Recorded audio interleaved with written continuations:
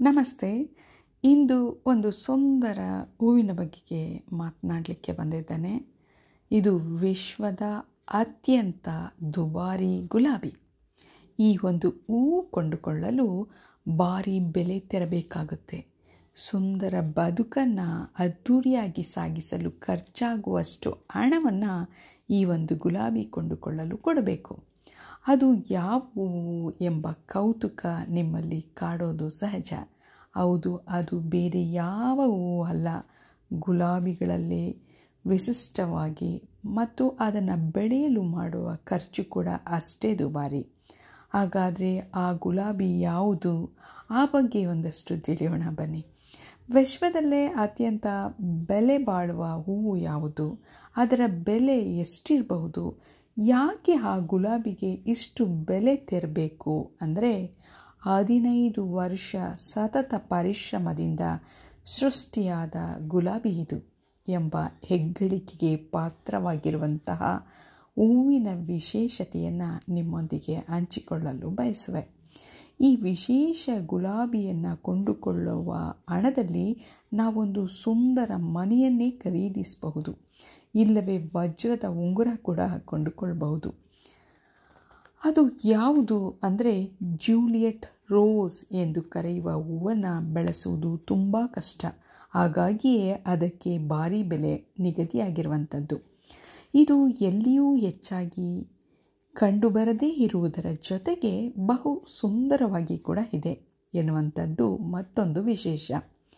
ಈ ವಿಶೇಷವಾದ ಗುಲಾಬಿಯನ್ನು ಸೃಷ್ಟಿ ಮಾಡಲು ಡೇವಿಡ್ ಆಸ್ಟಿನ್ 15 ವರ್ಷ ತೆಗೆದುಕೊಂಡಿದ್ದಾರೆ.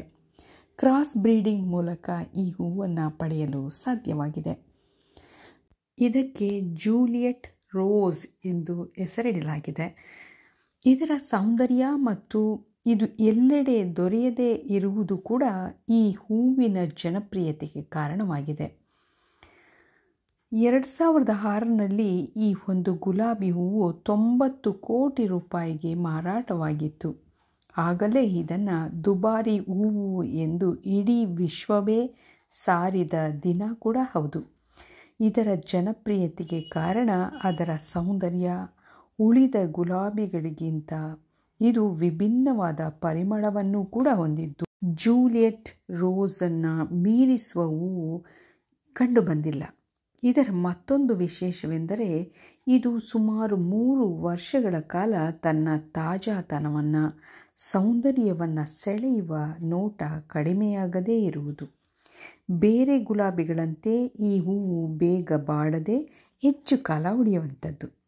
ಹಲವು ಹೂಗಳನ್ನು ಮಿಶ್ರ ಮಾಡಿ ಅಪರೂಪದ ಹೂವನ್ನು ಕಷ್ಟಪಟ್ಟು ಬೆಳೆದಿದ್ದಾರೆ. 2006ರಲ್ಲಿ ಮೊಟ್ಟ ಮೊದಲ ಬಾರಿಗೆ ಈ ಹೂವು ಅರಳಲು 15 ದಿನವನ್ನು ತೆಗೆದುಕೊಂಡಿದೆ.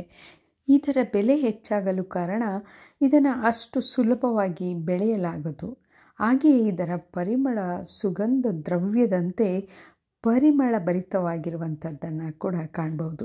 ಸುಮಾರು 40 ಪುಷ್ಪದಳಗಳನ್ನು ಹೊಂದಿರತಕ್ಕಂಥ ಈ ಹೂವಿನ ವಿಶೇಷತೆ, ಇದರ ಸಾಕಷ್ಟು ಗುಣಗಳನ್ನು ಗಮನಿಸಿದಾಗ ಇದನ್ನು ಮೀರಿಸುವ ಮತ್ತಾವ ಹೂವು ಇನ್ನೂ ಸೃಷ್ಟಿಯಾಗಿಲ್ಲ. ಆ ಕಾರಣ ಇದೇ ಹೂವನ್ನು ದುಬಾರಿ ಹೂವು ಎಂಬುದಾಗಿ ವಿಶ್ವ ಘೋಷಣೆ ಮಾಡಿರುವಂಥದ್ದು.